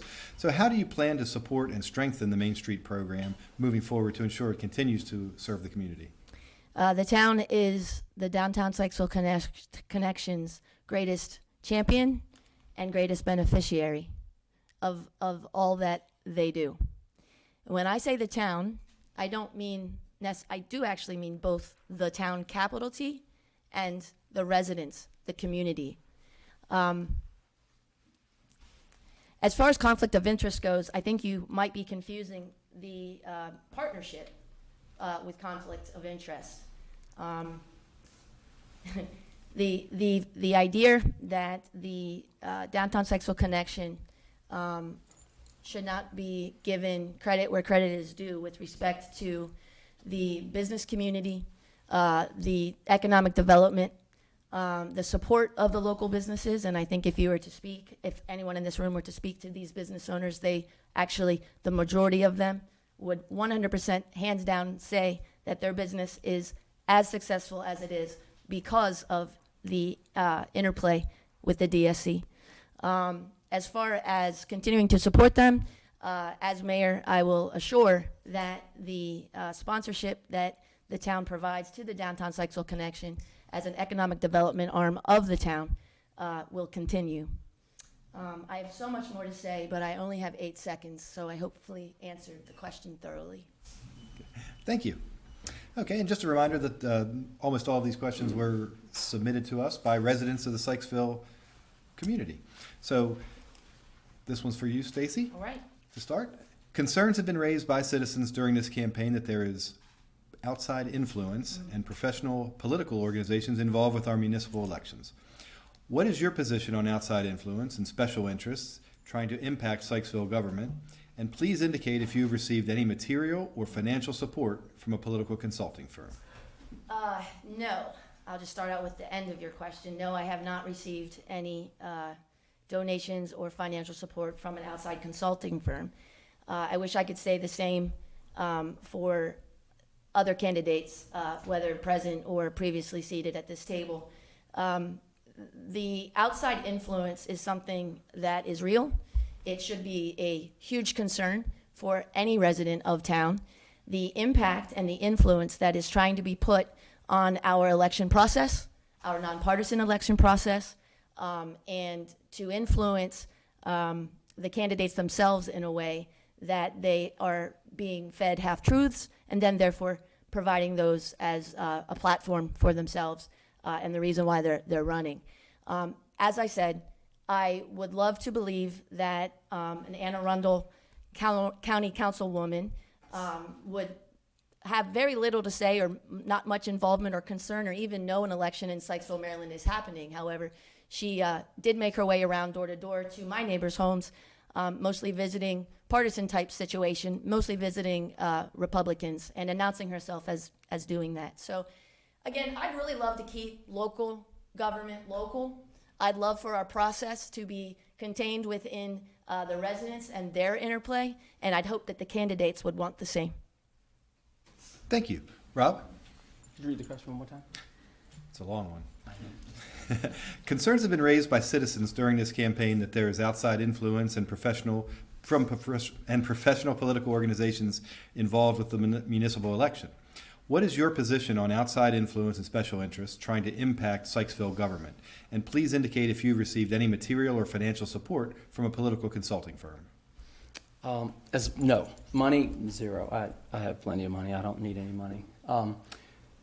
As far as when I was considering running for mayor, as I'm not a politician and I don't understand the whole game, so I did reach out. I have reached out to some couple, people that I knew that were local and state politicians to get some insight and some understanding of what I should do. With the support and the knowledge and the feedback that they gave me is kind of what led me to run. And then in the whole midst of this, then I've realized more and more about the whole lawsuit, and obviously that's been interesting me as well. So, but that's it. Great, thank you. Starting with you, Rob. Do you think it is possible to lower the tax rate in Sykesville? And if yes, how do you plan to do that? I do. I'm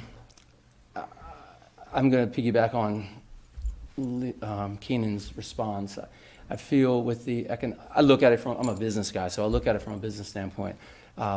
With the going away of all the federal money, I would be concerned about grants as an issue. And then how do we, as a neighborhood, as a town, how do we improve income, right? I do feel that maybe we haven't kept up as far as the town of Sykesville goes with residents so that they are tax-paying source of income to the town. And maybe because of the stalled project, maybe that would influence, maybe, we wouldn't have to be so concerned with that possibly. As far as from a revenue standpoint, because you're either got to raise your customer base, which is your residents, or you're going to raise your cost of service, which is your taxes, right? So I think I know over here, you say, okay, cool, you raise your customer base. Well, if you raise your customer base enough, you can compensate and not have to raise your price of service. So I see that as a balancing act that you have to do. I think it could be done, but I would be concerned with the loss of grants and with the town maybe not keeping up with the economic growth that we should be. Thank you. Stacy? Thank you. So it deserves repeating. We have lowered taxes, the current council under my administration. We did that with a very thoughtful and very data-driven process. But we did that but in a way that was in keeping with not cutting our services or decreasing the value of our services. When people talk about taxes, especially here in town, because I've done a lot of talking about taxes with people in town, it's not so much what is the rate. Most people don't even know what they're paying in town taxes per year. I can tell you what we saved by cutting taxes for each household per year. Say your home is worth $500,000 of assessed value. We saved you $50. Not a lot, but it was all that we can manage without sacrificing our services. Our parks require maintenance. Our police officers, our budget,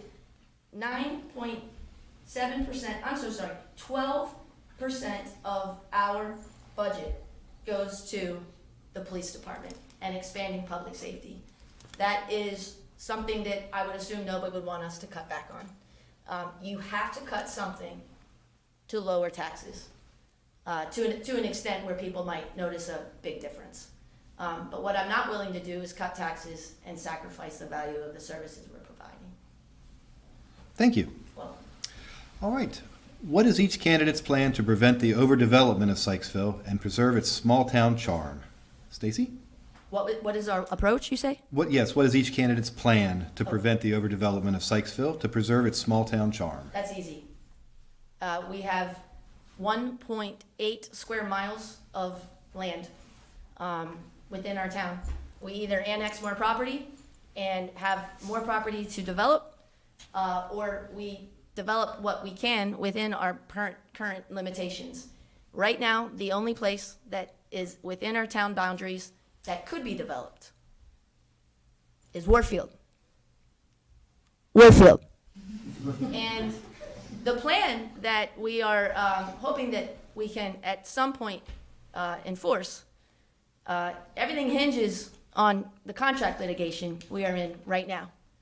A contract that they helped write and was negotiated since 2014 and signed in 2018.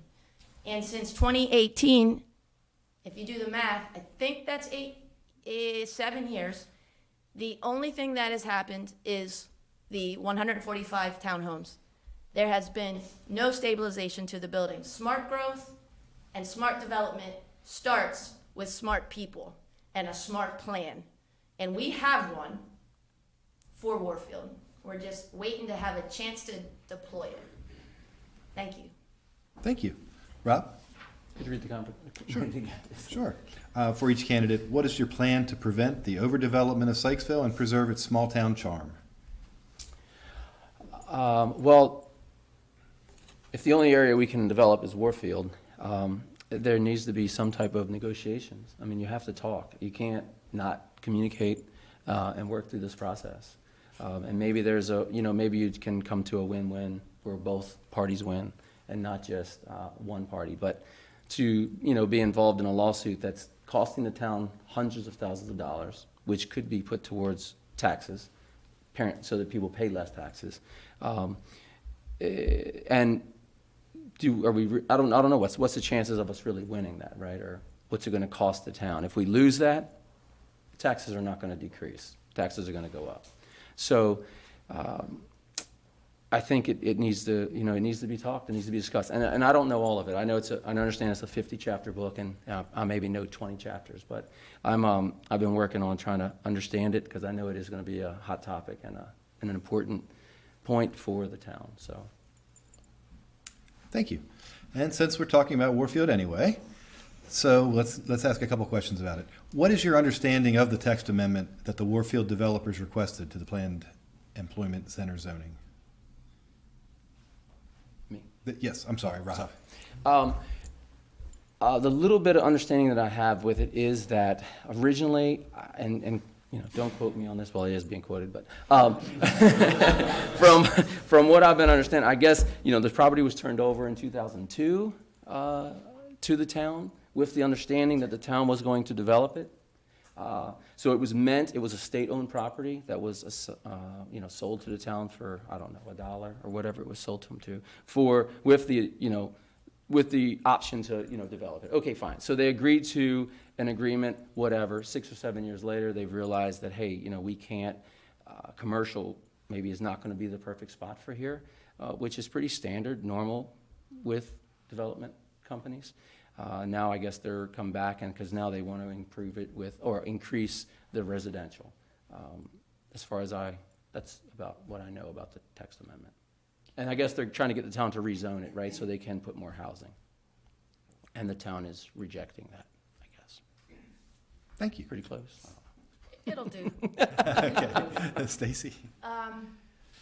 The text amendment submitted to the Planning Commission for review, and then a recommendation upon that review and conclusion was made to the town council. We had an open hearing, a public hearing, one I think probably that was pretty well attended in the scheme of things. There were about 150 people there. There were over 70 people that signed up to speak, but by the time we got through it, 40 people ended up speaking. We received 21 written statements to the town prior to the open hearing, public hearing. Of all of those, if you want to do the math, I've done it for you. Only 2 were neutral, and only 1 was for the text amendment. And everyone else gave very valid reasons for us to deny the text amendment request. The process was followed. There was no Open Meetings Act violation within the context of that open hearing, despite Mr. Hilliard's saying that there's some connection between the Open Meetings Act violation and this text amendment approval process, completely unrelated. And also the reason why there was an Open Meetings Act violation, it had to be reported in a formal complaint, and the people that did that were the Warfield. Thank you. Welcome. So regarding Warfield, what is your vision for Warfield, and what do you believe the appropriate balance of mixed uses is for the property? We'll start with Stacy. My vision for a developed Warfield will always be a balanced mixed-use development. A balanced mixed-use development which includes a residential component. That residential component, as per the agreement, is built out with the exception of 180 minus 145 is 35 houses, 35 domiciles, whether those be rental units, market rate homes, or workforce housing. I have absolutely no problem with more residential balanced with mixed use. Those buildings are screaming for mixed use, not purely residential. Look at Sykesville's Main Street. We have retail, commercial, all on the first floors, and all of the upper floors are affordable rental units. What's so wrong with that? So that's my vision for Warfield. Within the context of the agreement, there can be light industrial. Oh, wait, there already is out there, and they want to build their business, expand it into another one of those buildings. Just waiting for that to happen. Oh, wait, it can't, because we're holding on to all the buildings to not do anything to them at all, despite the fact there's been many, many interested parties. I'll leave it at that. Thank you. Rob? Could you read the question one more time? Oh, sure. Just what is your vision for Warfield, and what do you believe is the appropriate balance of mixed use is for the property?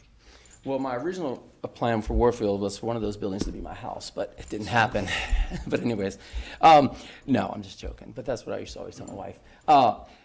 I think that, I mean, obviously it needs to be developed. I don't know why I have this feeling that part of the reason that maybe we're in this is the current leadership is because of the conflict of interest that she has with the DSC, is that her full decision is blurred by her interaction with the DSC, with the goal to expand the DSC over to that side of town. I think that, I just feel, that's what I feel. I feel that's the push for, that she wants more businesses than she does residential. Because from a mayor's standpoint, I'm looking at it as residential means, that's tax revenue for the town. That's how I see it, but I don't know. And then to the DSC here, you have businesses on Main Street that are here. Well, if you go and put more commercial across the street, you're gonna pull from the current businesses that are here on Main Street. So it seems like to me the concern would be to protect the businesses that are here, not to pull traffic away from them to go across the street. So, I don't know, I have that mixed here. Thank you. And we'll start with you this time, Rob. How do you feel about the current level of services that the town offers? I think the services are, pretty good. They do a great job.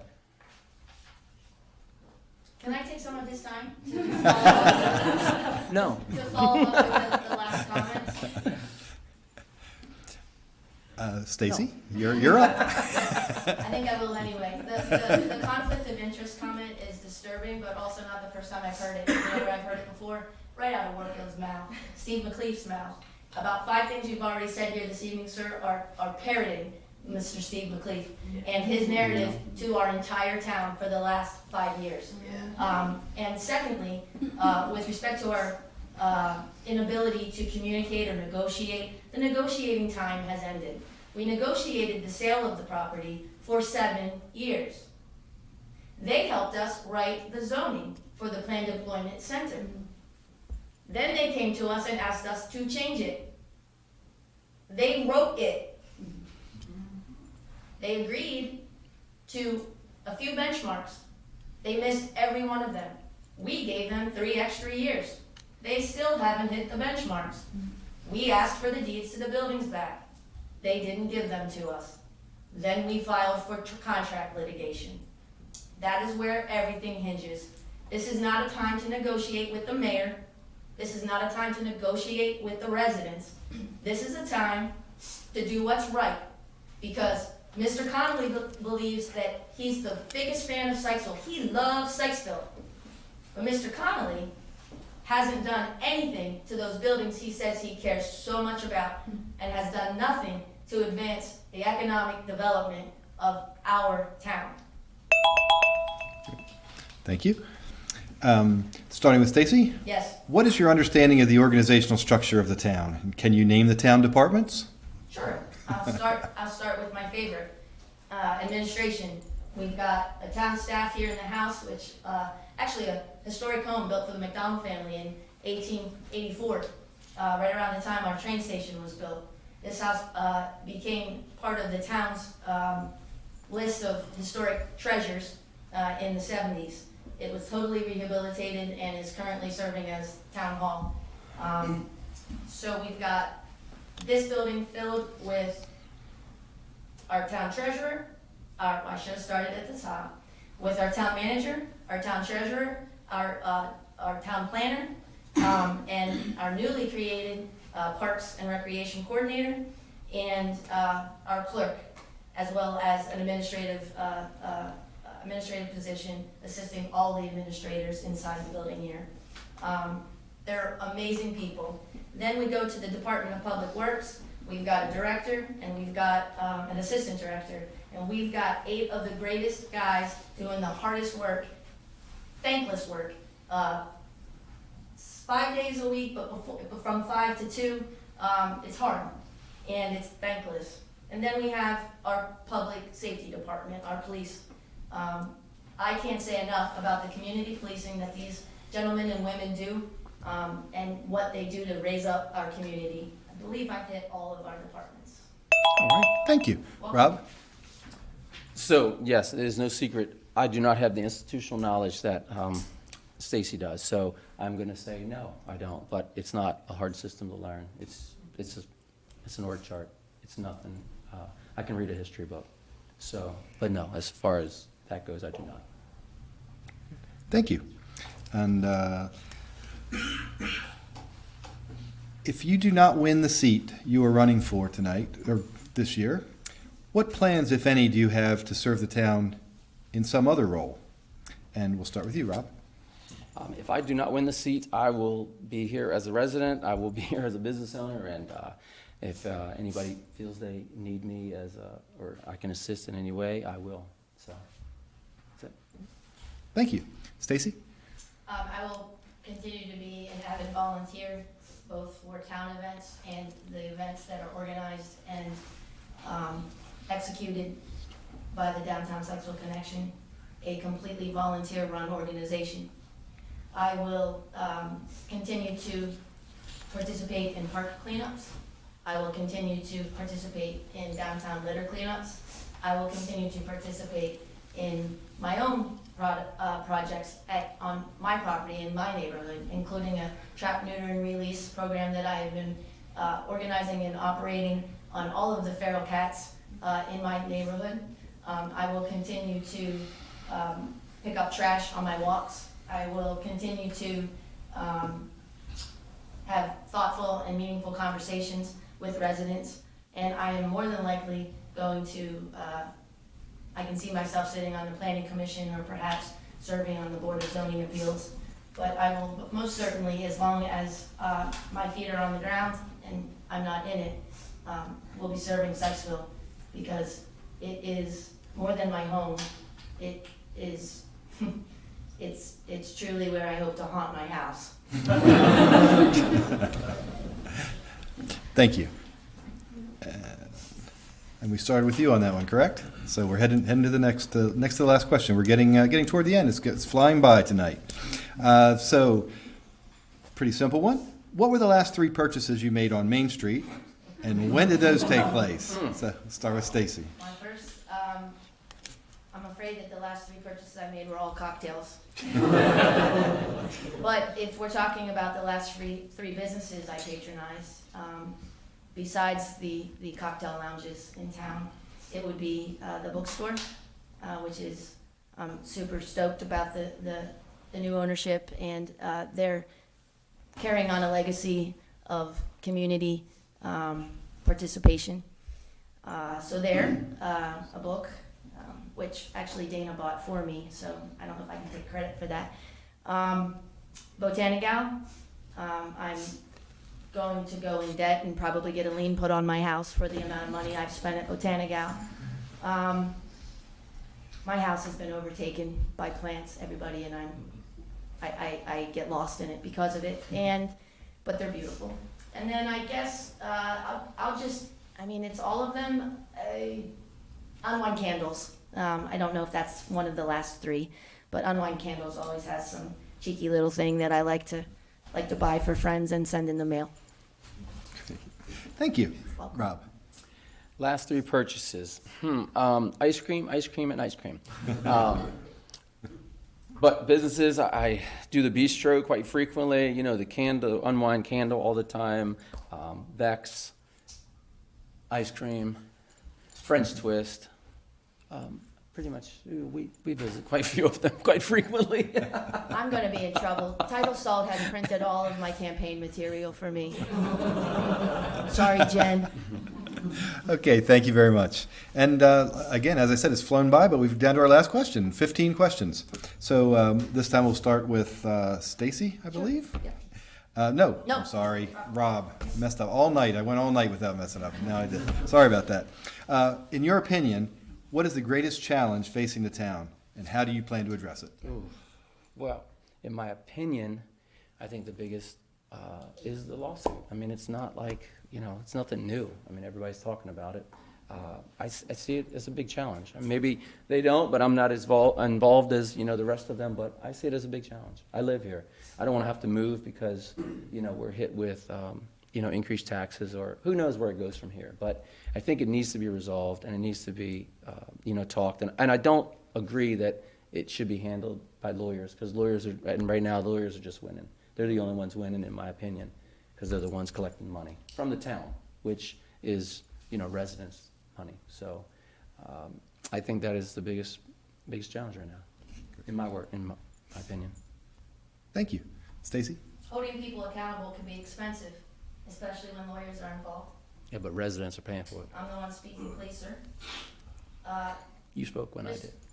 Mr. Hilliard reported that the total amount of legal fees reflected 7% of our budget. That is grossly false and overestimated.